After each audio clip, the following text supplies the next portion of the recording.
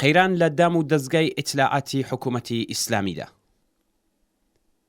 لە هەواڵێکی چاوەڕوانکراودا حسەینی تائب ئاخوند و بەرپرسی ئیتلاعاتی سپاو یەکێک لە جنایەتکارترین کەس و ئۆرگانی ئیتلاعاتی ئێران لەسەر کار لابرا. راپۆرتەکان باس لەوە دەکەن کە پاسدار محەممەد کازمی بۆتە بەرپرسی سپاو جێگرەوەی ئەو. جێگۆڕکەی بەرپرسانی ئیتلاعاتی ئیداری و نیزامی لا وڵاتە پێشکەوتووە سەرمایەداریەکان شتێکی ڕوتین و ئاساییە و ئەم جۆرە جێگۆڕکەیانە زۆر بە کەمی لەگەڵ کاردانەوەی سیاسی و کۆمەڵایەتی بەرەوڕوو دەبێتەوە. بەڵام لە وڵاتێکی سەرڕۆ و نظامێکی گەندەڵ و مافیایی وەک کۆماری ئیسلامی ئێران، ئاخوندێکی کە شەریکی مجتەبا خامنەئی و جێگەی متمانەی عەلی خامنەئی بووە، وا بە ئاسانی جێگای خۆی بە پاسدارێکی دیکە نادات.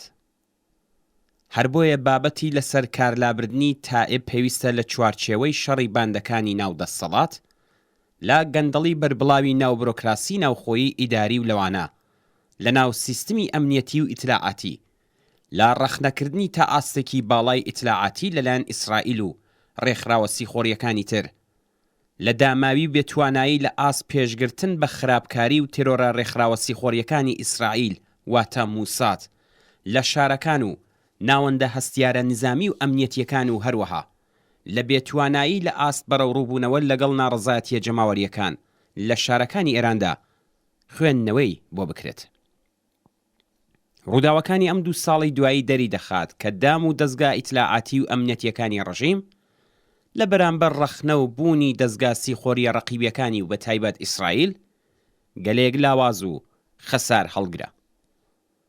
هەر لە کوشتنی قاسم سلەیمانیەوە بگرێت تا فەخری زادە، تێرۆری زانایانی بواری پیشەیی نیزامی، بردنی چەندین تۆن سەنەد و بەڵگەی زۆر نەهێنی پەیوەندیدار بە چالاکیە هەستەیی و موشەکیەکان و برنەدەرەوەی لە ئێران، تەقینەوە لە ناوەندە ئەتۆمی موشەکیەکان تا هاکردنی دوربینە چاودێریەکانی زیندان و شارەداریەکان نمونە گەلێکن کە ڕادەی لاوازی و خەسار هەڵگری ڕژیم نیشان دەدات.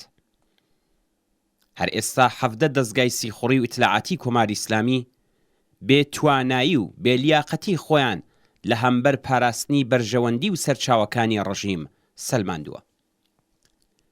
ئیدعای ئەوەی کە گۆیا دەستگای ئیتلاعاتی کۆماری ئیسلامی زۆر بەهێز و لێهاتووە ئێستای تر بۆتە درۆ و لافلێدانێکی ڕوون و ئاشکرا. توانایەکانی ڕژیم تەنیا لە ئاست هەڵسوڕانی مەدەنی و سیاسی، لە ئاست کۆنتڕۆڵ و دەست بەسەرکردنی کرێکارانی پێشڕە و معەلیمان و خانەنشینکراوان و چالاکە کۆمەڵایەتیەکاندایە.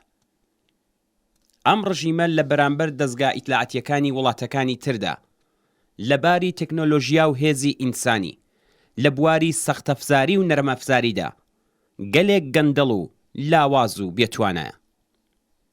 فەرماندەکان و بەرپرسە باڵا نظامی و ئەمنیەتیەکان ئیتر ئەو ئەقیدە و باوەڕە ئیدیۆلۆژیکیەی پێشووتریان نەماوە و زۆر بە ئاسانی دەکڕدرێن و هەر هێزێک و وڵاتێک پوڵی زیاتریان پێ بدات دەچنە خزمەت ئەولایەنەوە. حسەینی تائب یەکێکە لە گەندەڵترین و جنایەتکارترین ئاخوندەکانی نزیک بە خامنەی. ناوبراو دەستی بە خوێنی هەزاران کەس لە دژبرانی حکوومەت لە دەرەوە و ناوەوەی وڵات سوورە. دەست بەسەرکردن و ئەشکەنجە و ئازاری هەزاران زیندانی سیاسی لە سیاچاڵ و ئەشکەنجەگاکانی ئیتلاعاتی سپادا بە فەرمانی ڕاستەوخۆی خامنەئی و حسەینی تائب بەڕێوە چووە.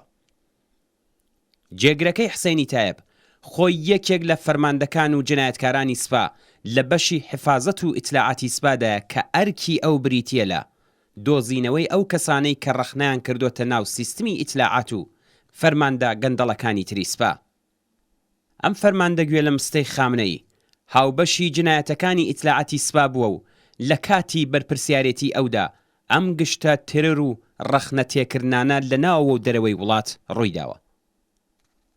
محەممەد کازمی بەرپرسی نوێی ئیتلاعاتی سپا بێتوانە لە ئاست پێشگرتن لەو گورزانەی کە ئیسرائیل بە بەرژەوەندی و سەرچاوەکانی حکوومەتی ئیسلامی دەگەێنێ و داما و لە هەمبەر سەرکوتی ناڕەزایەتی ملیۆنی خەڵک لە دژی حکوومەت شانسێکی زۆرتری لە حسەینی تائب نییە. هەروەک هاشمی ڕەفسەنجانی لە وتوێژێکدا کە لەم دوایانەدا ئاشکرا بووە بە خامنەی دەڵێت ناوبراو یەکێک لە پەسترین و گەندەڵترین ئاخوندەکانی سەرەوەی دەسەڵاتە، بێگومان ئەویش سەری لەبەر دەدرێت. ئیتلاعاتی سپا کە بە چاوگوێی خامنەیی بە ئەژماردێت لە ئاست دەستگا ئیتلاعاتیە دەرەکیەکاندا کوێر و کەڕە و ئەم دەستگایە تەنیا لە ئاست سەرکوتی ملیۆنان خەڵکی بێدفاع کە خوازیاری گەیشتن بە مافی سەرەتایی و ئینسانی خۆیانن توانایی هێزنواندنی هەیە.